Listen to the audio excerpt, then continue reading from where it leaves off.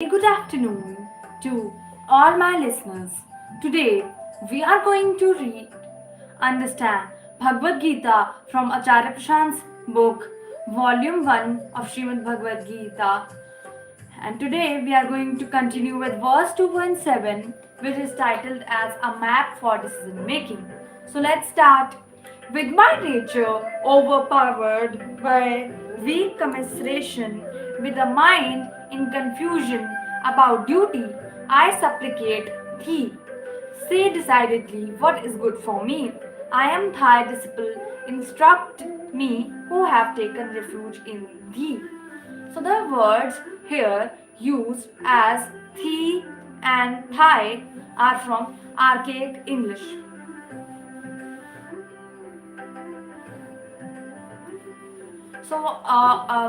Let's listen what Acharya Prashant has to say about it. Arjuna is in a state of weak indecisiveness. The two verses that we take up today are a lesson in dealing with such an internal state. Arjuna, we all are, and the state where it becomes impossible to separate fact from feeling and impulse from dharma visits each one of us. So here, Acharya Prashant is talking about the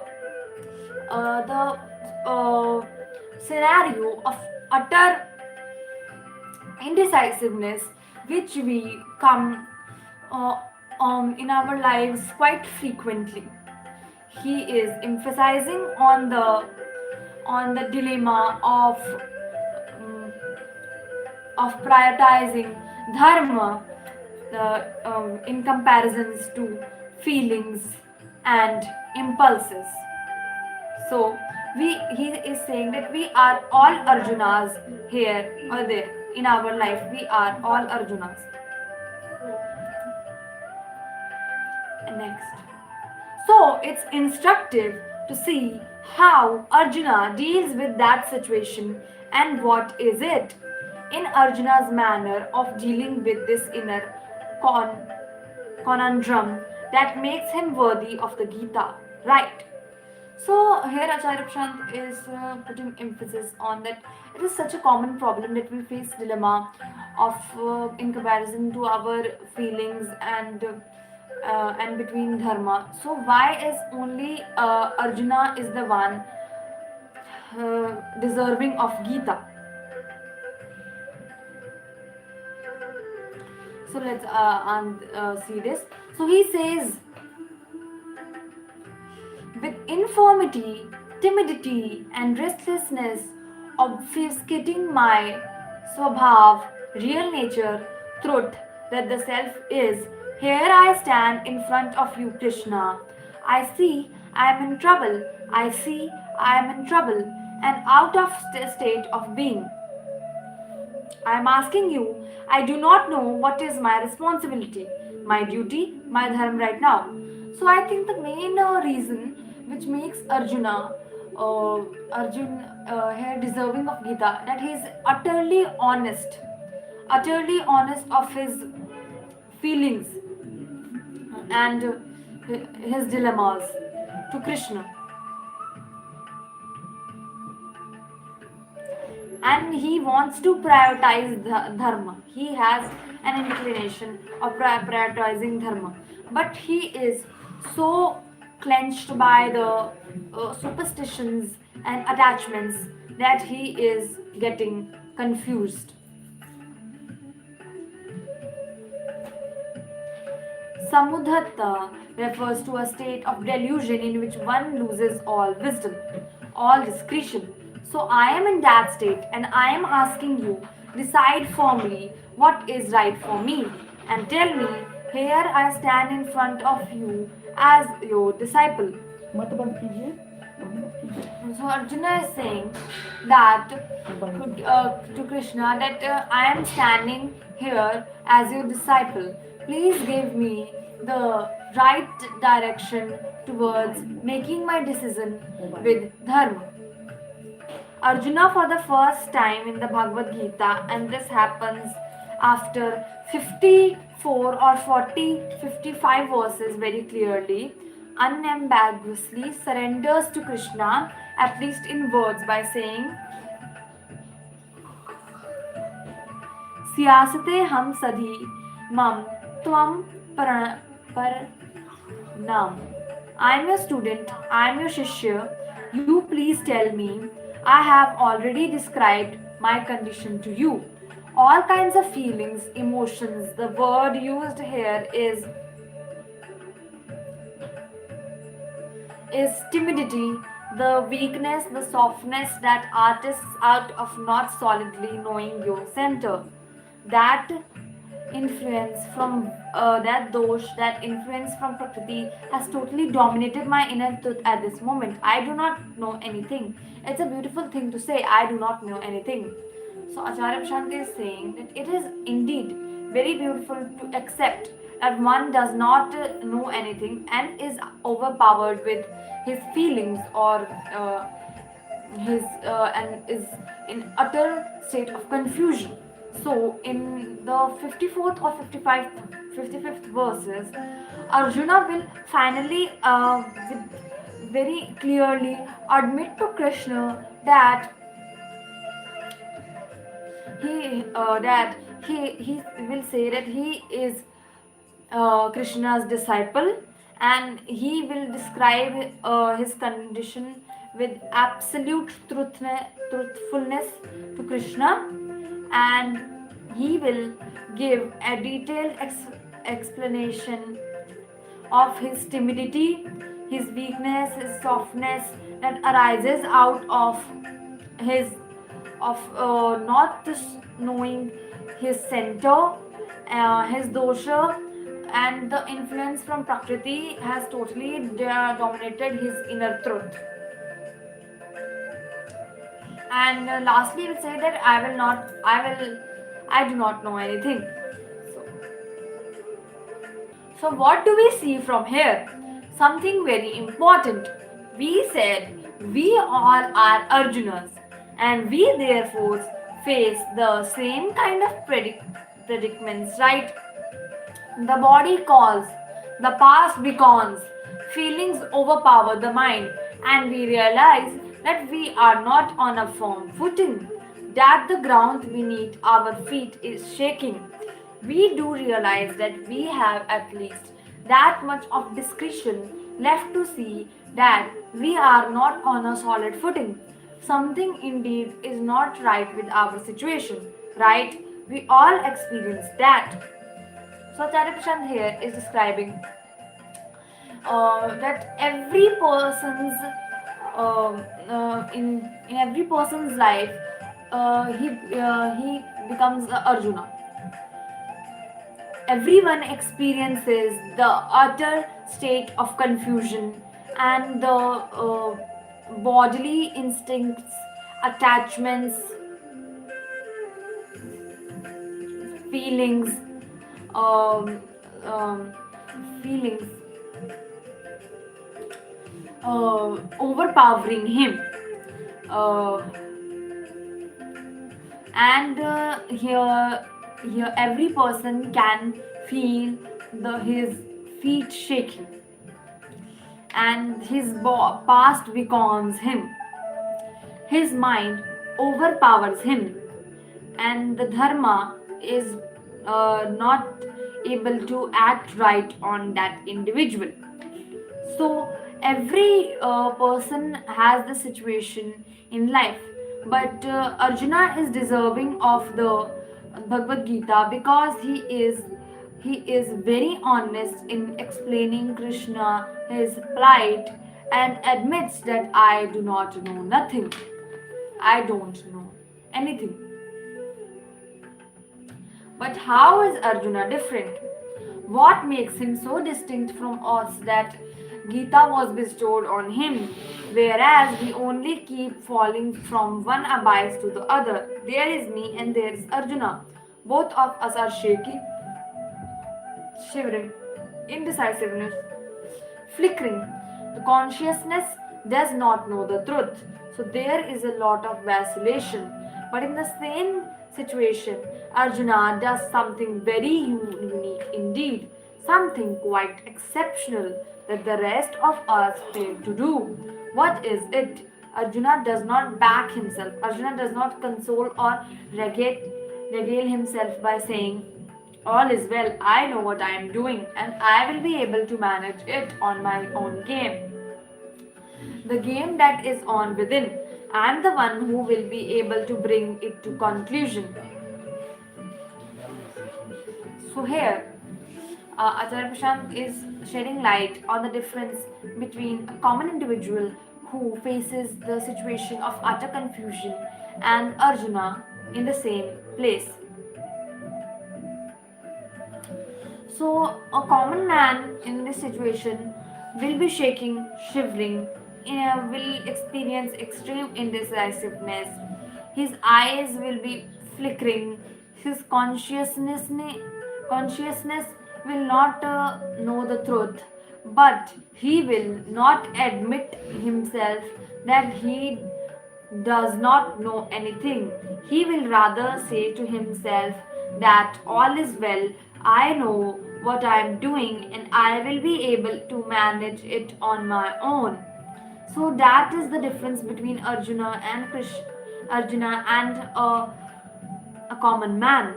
He is extremely honest and and admits that his consciousness is deprived of the truth.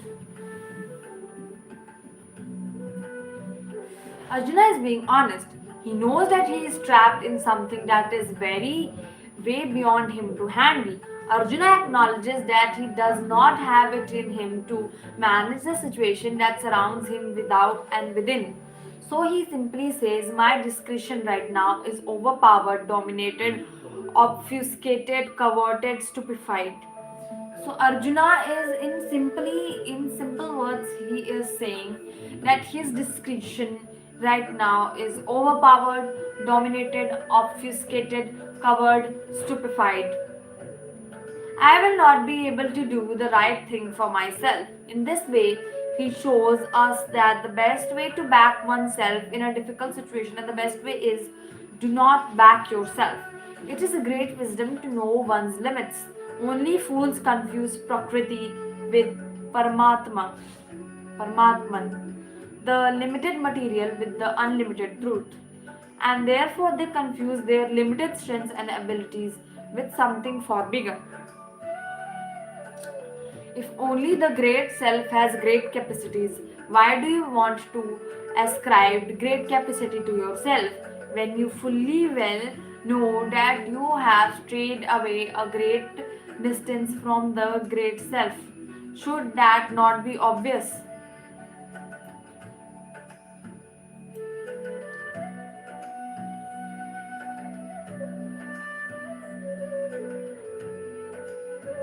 The strength that you have, the wisdom that you have, the decisiveness that you have, the discretion that you have is directly proportional to your proximity to the truth. So Acharya Prashant is saying that the strength you carry, the wisdom you carry, the decisiveness you have, the discretion you have is directly proportional to your proximity with truth. You could place it as an equation on your papers. The closer you are to truth, the more entitled should you to be think that you have great power or wisdom or capacity. That is the law. Is this not the law? The more proximate you are to the truth, the more entitled you should be to attribute the great power and discretion and authority to yourself, correct? Because all your authority and power and wisdom is by virtue of the truth.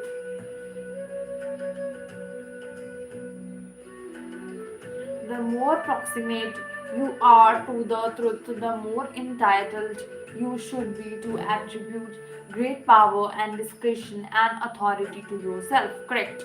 Because all your authority and power and wisdom is by the virtue of the truth. If you are near to the truth, you are justified in saying that you can handle your matters on your own. Correct? If you are very near to the truth, near and open and exposed like a naked baby is to the mother, if you have that kind of relationship with the truth, then you are entitled to say, I will handle it on my own. because I have the power, the wisdom, the sagacity, the capacity. Correct. But we append the whole thing. What is seen is that those who are close to the truth display enough humility to say, I hand it over to you. You take care of it, and this kind of humility is by the virtue of their proximity to the truth. Correct? But we append the whole thing. What is seen is that those who are close to the truth display enough humility to say, I hand it over to you. You take care of it. And this kind of humility is by the virtue of their proximity to the truth. Correct? So, Acharya Prashant is saying that the person who is proximately close to the truth should be the person who will refuse any help and say that everything can be done by me and I have all the capacity to do everything alone. But quite often we see the completely opposite happening. We see that the person who are more closer to the truth are often very have the enough humility to say that I hand it over to you. You take care of it. And this kind of humility is by the virtue of their proximity to the truth. Though these are your chaps, you actually can handle matters on their own because they have already succeeded in handling the one matter that matters. And what is that matter? That is the one thing that really matters. How near you are to the real thing, and if you are near to the real thing, then existence blesses you with great authority and great independence, total freedom. So, Acharya Prashant is saying that the one thing that is really matters is that how near are you to the real thing. If you are near to the real thing, then existence blesses you with a great authority and great independence, total freedom. The irony of ironies is those who are capable of carrying that freedom rather feel delighted in surrendering it, and that's what entity entitles them to have even more freedom. Those who are capable of great decision making actually feel delighted in surrendering their power to decide on their own. Whereas if they decide on their own, they would be spot on, their decisions would be just right, but they still say, what's the need for me to decide? Let that decide. So Acharya Prashant is shedding light on a very ironical phenomena that happens around us. That we observe that one who are capable of carrying the freedom feel delighted in surrendering it, and that is the thing that gives them even more freedom. They are capable of giving great decisions, but often are delighted in surrendering their power of to decide on their own. But if they would have decided on their own, they would have been spot on. But they say, what is the need for me to decide? Let them decide. The game here is when they say, let that decide, that which has to decide is already in their heart. So when they say, let that decide, actually, who is deciding? They are deciding by themselves. For themselves, right? Explaining in the nirguna qualities, qualityless way becomes a bit difficult sometimes. So let me explain it in a more earthly, more material way. So Sarabchand is saying that let that decide. That here means that that means it which all is already decided in their heart.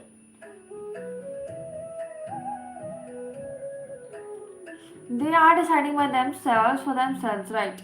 Explaining it in Nirguna quality. So, more further explanation will be through the examples of Nirguna qualityless, which is called qualityless. Ram, by the dint of my proximity to Ram, I have gained much love, such honesty, and such humility that I say whether it will come to deciding anything in life. Who am I to decide on my own? Let Ram decide. and what the Ram said. Now we have Saguna qualified. Ram writes, so he speaks, and what has Ram said? Because you are close to me, so you have the freedom and the authority to decide on your own.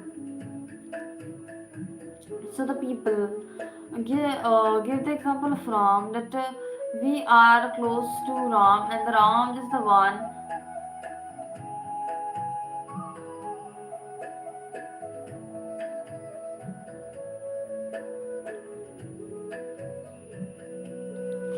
that the person has gotten close to the Ram to such extent that the honesty and humility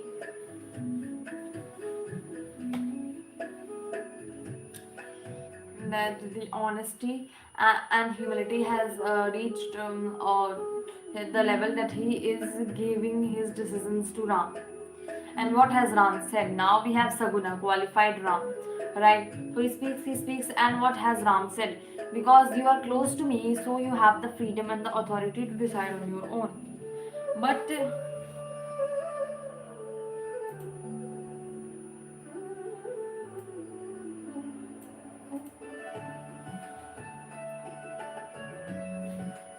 But still, as a great servant, what do I say? How do I decide on my own? Ram, even if you offer me that freedom, I refuse to take that freedom. To me, that freedom feels like separation. I refuse to take that freedom. Have I done something wrong? Have I made a mistake? Why are you upbraiding me by offering me this kind of freedom?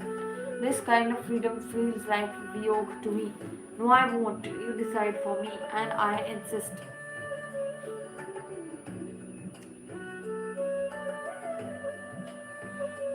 So the Ram should come first.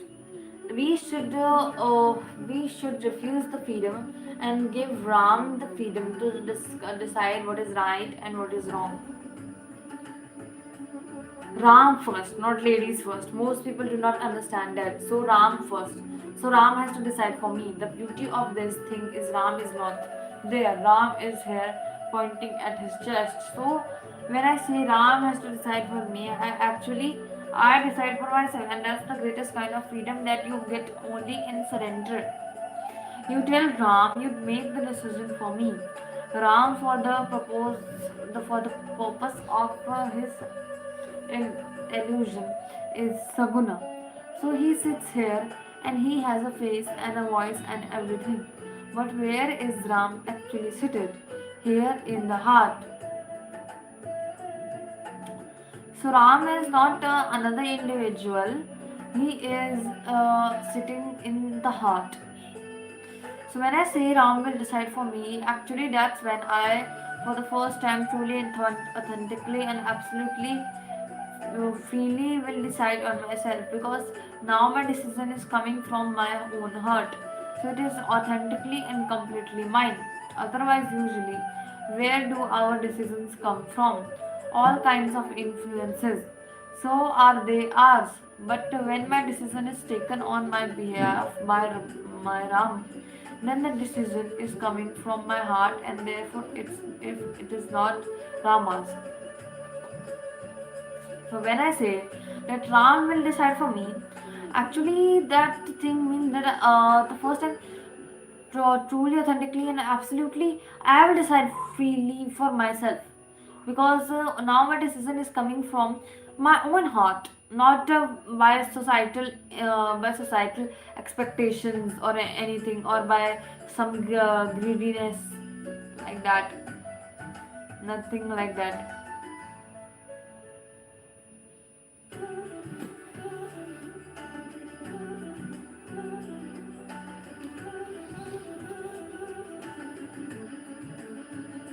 Otherwise, usually, where do our decisions come from?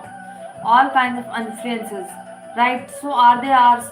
But when a decision is taken on my behalf or by the Ram, then the decision is coming from my heart, and therefore it is not Rama. It's actually 100% mine, which actually brings us to the equation that the 100% purity of the self, just as has another name called Ram and Krishna or Shiva or whichever name you please, or silence if that's what you like.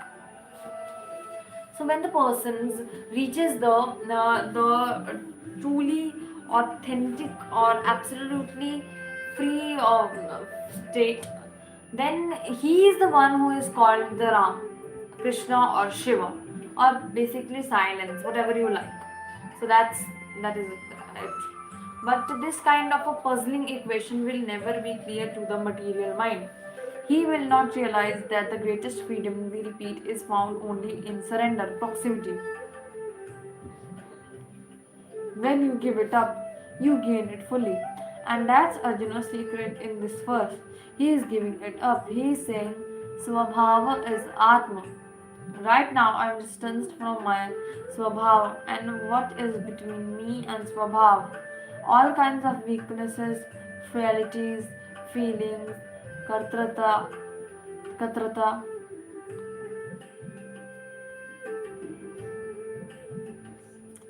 So here Acharya Prashant is saying that this is indeed a puzzling equation that will never be clear to the material mind, because he realizes that the greatest freedom, he repeats, is found only in surrender, proximity.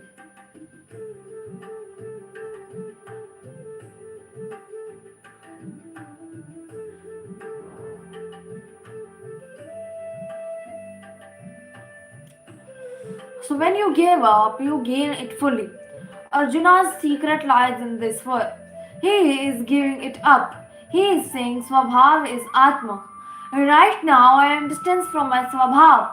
And what is between me and Swabhav? All kinds of weaknesses, frailties, feelings, timidity. He said the first equation we said. Your ability to make good decisions is an entirety of feeling waving. So he surrenders his right to take decisions. He says, taken, I could not have taken a decision and would have made great decisions had I been in my senses, in the right situation. But I am honest enough to acknowledge that right now my feelings are dominating me. Your ability to make good decisions depends on the proximity of the truth. It is like a formula. How closeness you to the truth. So Arjuna is very honestly acknowledging that in this moment, his distance between him and the truth is an entire sea of a different distance, and he is saying that I am surrendering because I acknowledge that right now my feelings are overpowering me, and when feelings are dominating you, that's the worst stage and time for you to make any decision or to commit yourself or to do something as irreversible as killing someone. So when feelings are like dominating you, and that's the worst stage and time for you to make any decision or to commit yourself or to do something as irreversible as killing someone. Feelings are dominating you. Is that the moment when you shoot an arrow at someone? If the fellow is gone, the thing is irreversible. Is that the moment when you dole out promises and make commitments? No, not in that moment, not in that situation. So Acharya Prashant is putting great emphasis on on the importance of deciding that when a person's feelings are overpowering him, he, without any thought, is is should be prohibited by his consciousness to kill someone and make an irreversible change.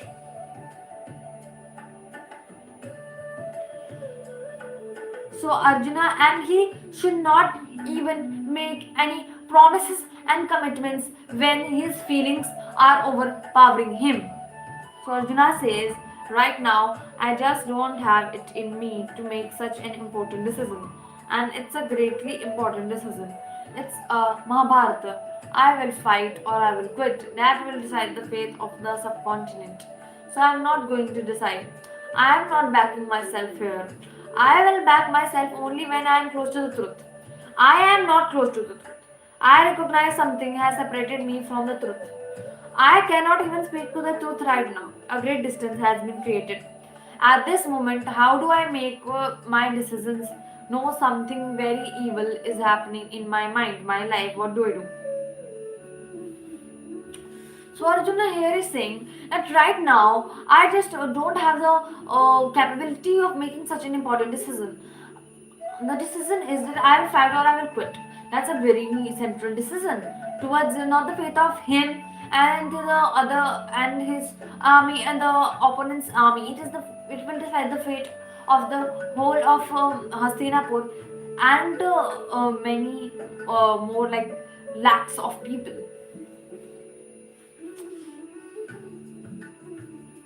So I'm not going to decide.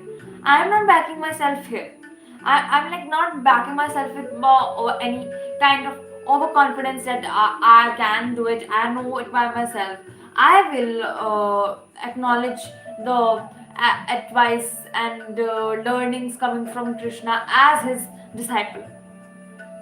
Arjuna is admitting that he has come very far from the Gita, from the truth, and that something evil is on his mind.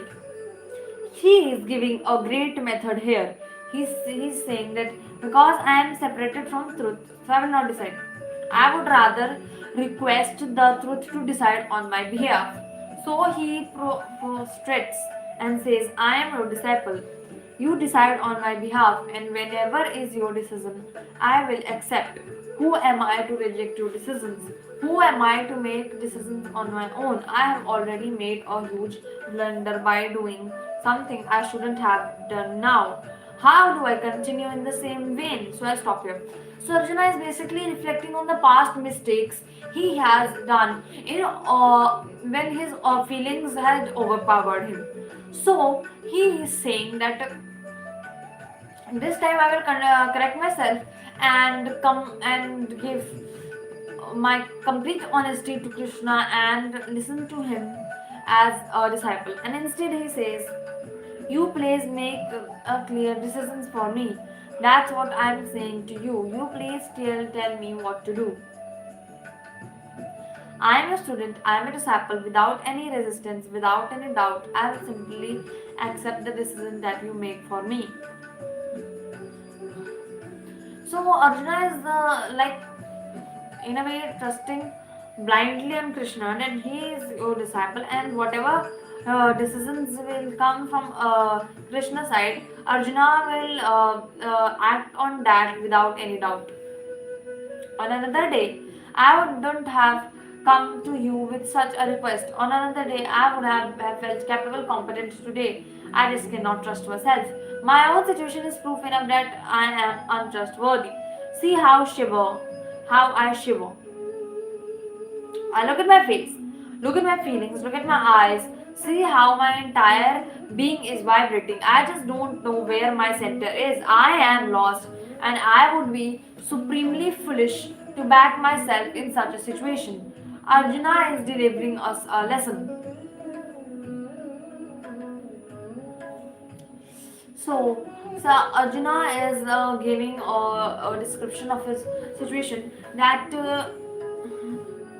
his past has already proven that he is very untrustworthy. He is shivering at this moment and looking at his face, his feelings, and he is vibrating. He just doesn't know the center of it. He says that I am lost and I am supremely foolish to back myself in such a situation. When you know that you are distant from the truth, don't back yourself. And that's the only way to back yourself. When you know that you are close to the truth, that's when you should back yourself. Are you getting it? So Arjuna here is saying that when you are distant from yourself, you should not back yourself with any lame excuses to your for the upliftment of your ego. That oh, I know everything. I can handle things on my own. You should rather surrender. When to decide on your and when to seek help. Decide on your own when you are very sure that there is nothing between you and Krishna. When you are Krishna are in an inseparable intimacy, then go ahead.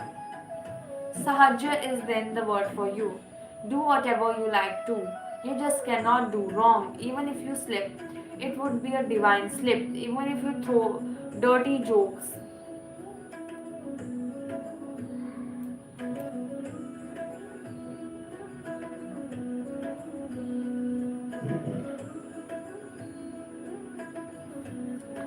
even if you like throw dirty jokes, so that will be all fine in the company of Krishna, he is saying that.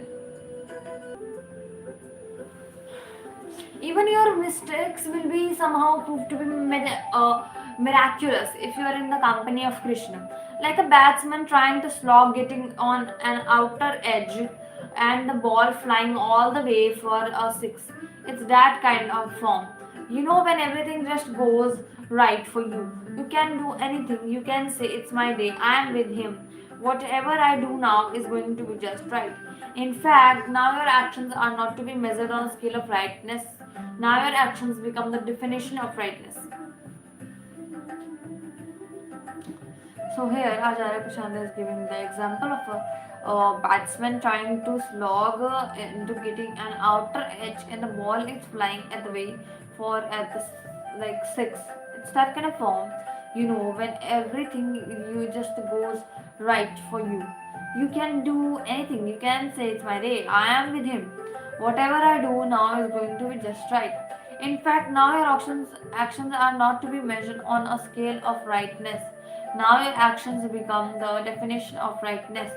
Now you do not have an external scale of rightness on which to measure or gauge or judge your actions. Now, how does one measure rightness? One looks at you and says, "Right is what he does." One does not say, "He does the right thing." One says, "Right is what he does or what she does." One does not say, "He arrives at 7 p.m." One says, "7 p.m. is when he arrives." You become the gold standard, you become the touchstone. That's the miracle of your proximity to the truth. So, if you arrive at whatever time, that's when the clock must be set to 11. Please, I hope you are listening it from the right place. This is not that Amitabh Bachchan king of thing. हम जहाँ खड़े होते हैं line वहीं से शुरू हो जाती है. It is not that kind of thing. I hope you are listening from the right place. This is not that Amitabh Bachchan kind of thing. हम जहाँ खड़े होते हैं लाइन वहाँ से शुरू हो जाती है. Where we are standing, the line starts from there. This is not that. On the other hand, when you are separated from the truth, then irrespective of how well thought out or calculated your actions and decisions are, they are bound to fall flat. Nothing can help you, nothing can save you. Duryodhana had great strategies, more experienced fighters, a bigger number of fighters, and he had been preparing for the war since many years. The Pandavas have just returned from exile, and being in exile, one supposes they could have hardly cultivated their military network because your ability to raise an army depends on your diplomatic relations. Duryodhana was the one wielding all the power and the currency, and he was the one who always had war in mind. So how he was much better prepared, and he still not. He was because of his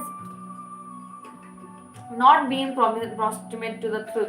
That's the full stop. No other reasons can be stated. Arjuna too is now not proximate to truth here, but he is at least has the love and honesty and most importantly the humility to admit that he is far from the truth. He does not feel that he will be able to carry it on his own. He fully well knows what his limitations are, and he knows that the one mark of greatness, as we had said a while back, knows its limitations. We said wisdom is to know your limits. The defining characteristic of a petty idiot is that he is confident and feels he knows not everything and will be able to manage everything. The pettier you are, the more foolish you are, the more you feel certain and authorized, entitled, and capable. That's a grave tragedy. A lesser warrior, a lesser human being wouldn't have prostrated at this moment to Krishna.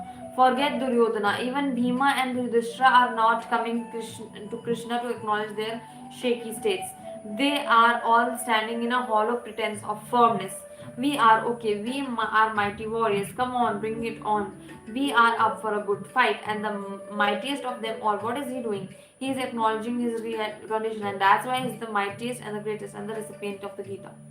So here Arjuna is not giving the example of only Duryodhana. He is also shedding light on the pretense of firmness in Yudhishthira and Bhim.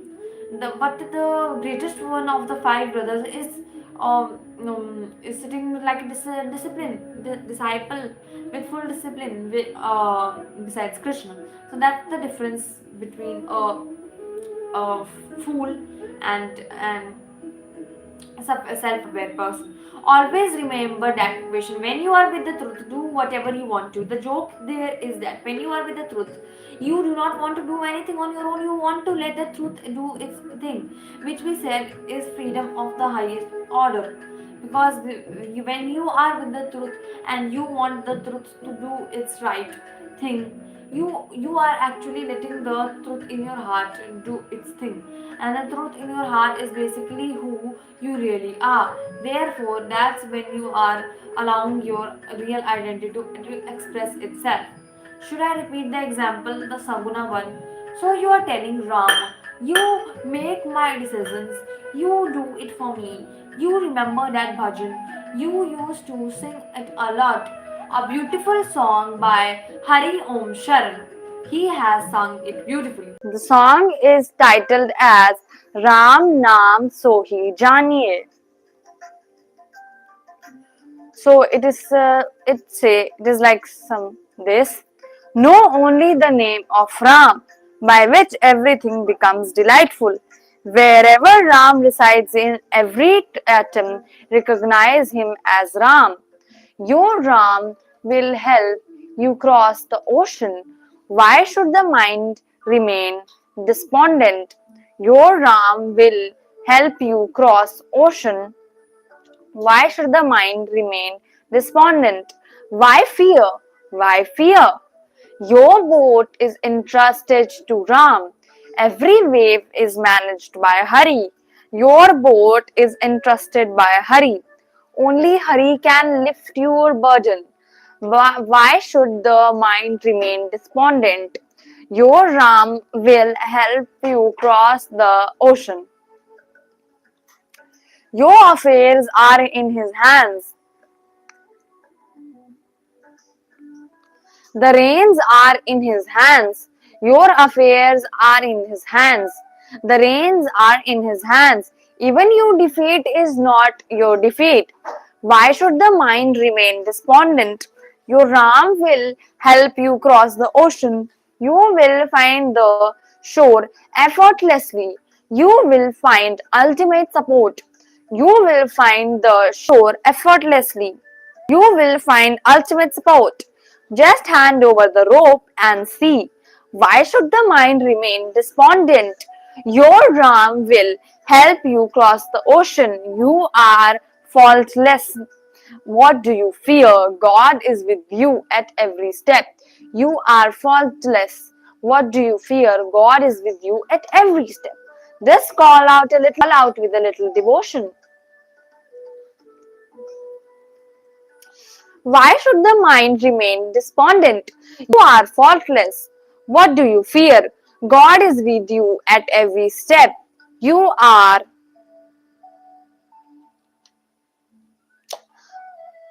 faultless. What do you fear? God is with you at every step. Just call out with a little devotion. Why should the mind remain despondent? Your Ram will help you cross the ocean. So here then is a framework for decision making in life. So should I decide on my own? A decision to make. There is a decision to make. Should I decide on my own? Criteria. So every decision you make in your life, you need to test through it through a very important criteria. How close am I to the truth situation? There is a reason to make. Problem. Should I decide on my own? Criteria. How close am I to the truth? How to measure the closeness? Greed, body, centricity, lust, fear. To what extent are these present in my condition? Measure. We wanted to measure our distance from the truth. So this is how to measure. Check out for greed, body centricity, fear, lust, and body impulses. Check for their presence. So any important worthwhile in your life, you need to test it through a criteria. What is that criteria? How to measure its closeness to truth? The measures can be, you can check it if you are out of greed, you are out of body centricity, you are out of fear, you are out of lust and other bodily impulses. Check for their absence. The extent to which these are present in your condition is the extent to which you are separated from the truth. The extent to which these are present in your condition is the extent to which you are separated from the truth. Simple. So now from here, huge separation from truth. If you guess, you don't decide, if no joyfully decide, why are you even asking? If no, why even bother to ask? Just do whatever you have to. So, if yes, if the presence of all these is detected in a big way, greed, fear, etc., what to do? Because the central problem still stands its place. What's the problem? There is a decision to make, and all that I have known so far is that I cannot make the decision because all these are present in my situation. And in this condition, it is not prudent to decide on my own. Still, the decision remains pending. So, how to decide? Then seek the company of someone who reduces all these. So, see who is the one who reduces all these in your mind. He is the right one. Let him decide. He is the right one. Let him decide for you. So, Acharya Prashant is saying that in this condition, when you are taking any worthwhile or important decision in your life, you need to pass it through a test. The test is how close you are to the truth, and the various measures to detect how close are you from the truth can be you can try to find any greed, fear, bodily instincts, or lust, or any other bodily impulses in your state. If you feel that they are present in you, you can honestly decide to seek the intelligence of a more self aware person for your decision. All I have known So far is that I am not in a position to decide on my own. Still, somebody has to decide. So, how do I know who is the right one to decide? See who reduces all these things in your mind, and the one who does it is the one you should let decide on your behalf. So, now the question arises that who should be the self aware man that you should seek the guidance of? So, you need to put him to test with these criterias.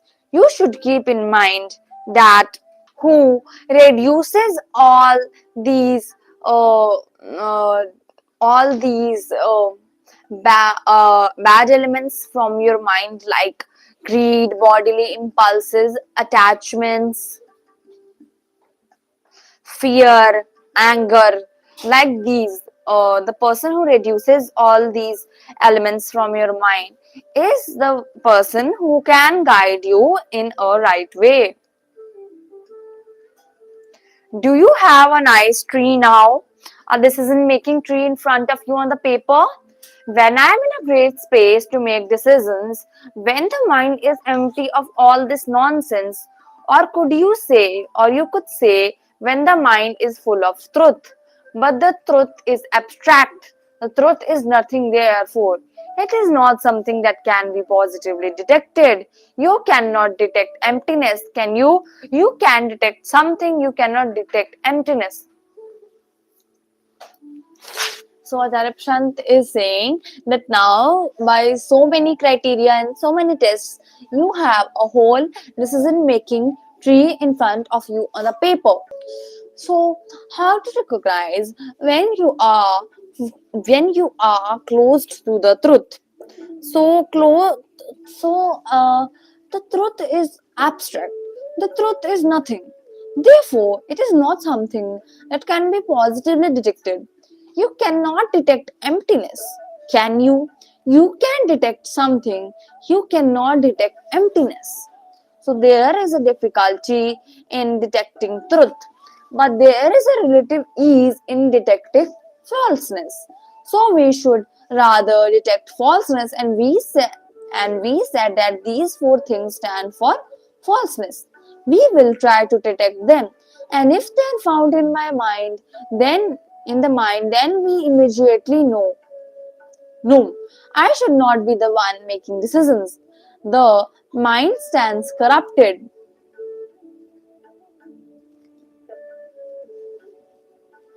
Your swabhav the swabhav, your very nature, has dominated you. Covered by a lot of dosha or misdeeds is stuff coming from Prakriti, the nature. Mesmerizing stuff coming from Prakriti or nature has totally covered your truth. So I am going to decide anything. And then, who is the one you should seek? Somebody who can reduce the presence of all these dosa in your mind. And you tell that person, here, this is my situation. I stand in front of you. Help me out. That's what Arjuna is doing, not an easy thing to do. So here Arjuna is making a constant effort to reduce all the doshas or the bad elements in his mind. For example, greed, fear, anger, bodily instincts, impulses, etc. And in this situation, he stands in front of Krishna and is asking for help. It seems easy, but it is not an easy thing to do, because one is not ready to accept that he doesn't know anything. What is the reward? The reward is the Gita. The Gita wouldn't have ensued had Arjuna not surrendered. There is still a modicum of resistance, obviously agreed, but then that comes with one's humanness. Being human, one can never be perfect. So we do see that Arjuna still carries resistance, and that is expressed periodically. But this what Arjuna has said here is a very brave and honest thing to say. He could have easily dismissed Krishna's advice and said, well, you know who I am? I am the mightiest archer. I am the biggest fighter. I am no novice. What do you think? I am Abhimanyu's age 16 or what? I am well into my 30s, into my 40s rather. I have seen the world. I have fought mighty kings. I have won major battles. What do you think? I carry no experience. What do you think of me? That I am a fool? Don't I know what to do? That too in the most important familial matters of my life, and all these concerns, my family. Come on, it's a personal thing, Krishna. I mean, don't have the wits to even decide on my personal matters. So, we all are imperfect humans. We carry resistance to all the right guidances coming our in our life, which displays the fact that we know very less in our life. But Arjuna is not falling prey to this common tendency in humans. He is not carrying that. He is somewhat carrying that resistance, but not 100% resistant. He is not saying that he is in his 40s, and he is no novice. He has won major battles, fought major battles with great kings, and he carries a certain experience, and he is now fighting with his family. So Krishna is nobody to speak in between his personal matters. He is not saying these things. But he doesn't just say, well, I can manage on my own. He has the capacity for. Where does the first word of acknowledgement come from when he says, where is this coming from? Self-observation. He is not someone who loves to fool himself. Otherwise, he could have simply said, yes, I am in my senses. Are you okay? Yes, I am okay. Are you firm? I am firm. Are you decisive? Of course I am. But he has not a sharp ability simply, but he has an innocent honesty. He acknowledges his condition. First of all, he sees his condition. I am not all right. I am not all right.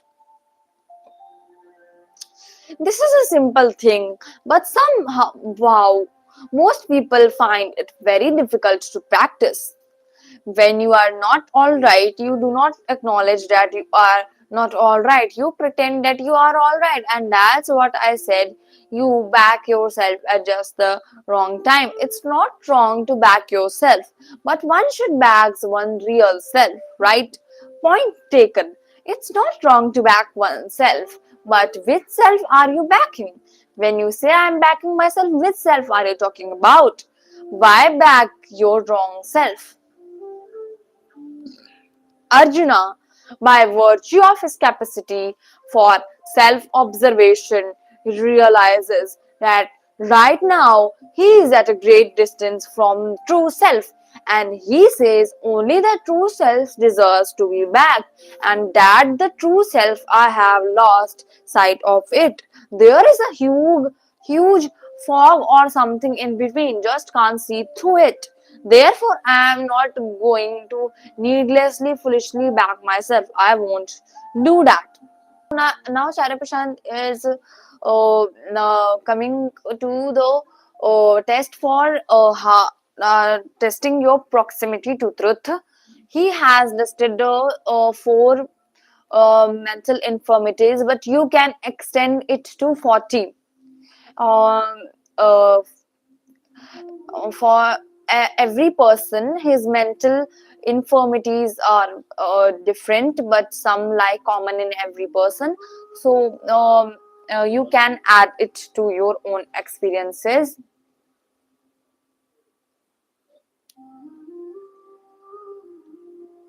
You know all the things that plague the mind. You could add jealousy to it, you could add covetousness to it, you could add laziness to it. If you find all these things are dominating your mind, that's when you should either postpone your decision or simply surrender that decision. In more earthly language, outsource it to the right agency, or at least postpone it till you regain your proximity to the truth. You do not have anybody to surrender your decision to. At least postpone the decision. Postpone the decisions. Will you recover yourself? If you find that all these things, all the 40 things you have made a list for are dominating your mind, you should either postpone your decision or simply surrender that decision to someone more wise.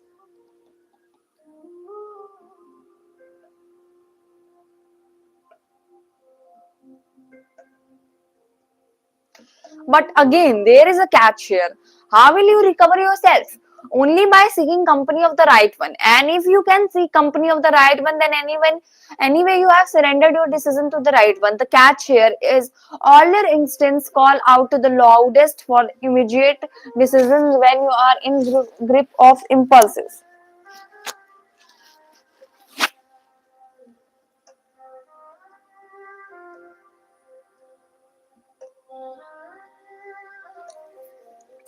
So Acharya Prashant is treading right on the great temptation to to to listen to your instincts, and follow them by an immediate action when you are absolutely in the grip of your impulses. When you are not emotionally feverish, then you will find that it's easy to let the decision making take its own due time. You do not find yourself in some kind of a mad rush to quickly settle something, to quickly do something, to quickly execute something. You say, fine, there is something, let it ripen in due course. But when you are in an emotional fever, you say, now the devil is marked by its clamor for urgency. The truth has the ability to display patience because the devil knows it's a bubble. The devil is a bubble and therefore it must hurry up. Why must the bubble hurry up if it has zero shelf life? Therefore, it has to hurry up. So, the truth always has patience, whereas the devil does not. The thing is hot, consume it right now before it gets cold, the devil says. With great effort, you have managed to heat it up. You invested so much in how stealing the wood from somewhere, lighting the fire, and now the broth is boiling. Come on, quickly gulp it down. Because deep down, we all know that the things that excite us so much are all very ephemeral. That's why the insane urgency. And we are saying when you have that inner fever, that's when you should postpone the decision. You see how difficult that's going to be. Every cell of your body would be shouting for some action that pleases them. And here are you. You are saying, well, exactly because you are so excited, that's why the decision must not be taken right now. And the body is saying, because we are excited, hence the decision must be taken right now. From the same position, from the acknowledgement of the same position, see how two diametrically opposite inferences are arising. The body is saying, I am excited, therefore let's do it right now. And wisdom is saying, because I am excited, let's postpone it. It all boils down to your choice then. Like everything else in life, choice. You could very easily present the argument. Well, there was fever and excitement and an inner rush. So I just made the decision, and someone else could come up and say there was fever and excitement and inner rush, therefore I blocked the decision. It depends on your honesty. It depends on the value that you give to Krishna or Gita, and that seals your fate, does it not? So, in a very famous quote, anger is described by a temporary temporary moment of absolute madness. Is the whole thing coming together, or are these different things lying scattered? Do you see how everything is just dependent on your innocent love towards the reality? And if you don't have that, then the word is nothing but kapati, cunningness, kapati. And all cunningness or slyness is essentially just foolishness. In front of Krishna, you have examples of so many cunning people, greatly cunning in their own way. We do not know even the names of dogs who finally consumed their flesh. Think of the inglorious death that the likes of Shakuni had. And throughout the epic, he is just being super. He is continuously thinking that he can outsmart Krishna. Problems in your mind, then what should you do? You should go play, have a good time, do whatever you want to do. All existence is yours. Suppose you do detect malignancy in here, not just maliciousness because it multiplies, no, malignant. So you detect that here. What do you do then? You seek to reduce it. You require some kind of therapy, chemotherapy or something. So who do you go to? Someone who can help you reduce these things. So a very curious listener of Acharya Prashant has come up with a great question here, and he is asking how to identify and isolate the nonsense that we have in our mind. So Acharya Prashant is saying that the nonsense that is coming in your mind is coming from uh, external sources, and they are not innate. You need to detect that where these greeds and falseness are coming from, and you need to isolate yourself. Sometimes you need to be in the right company and cut off yourself from the wrong company.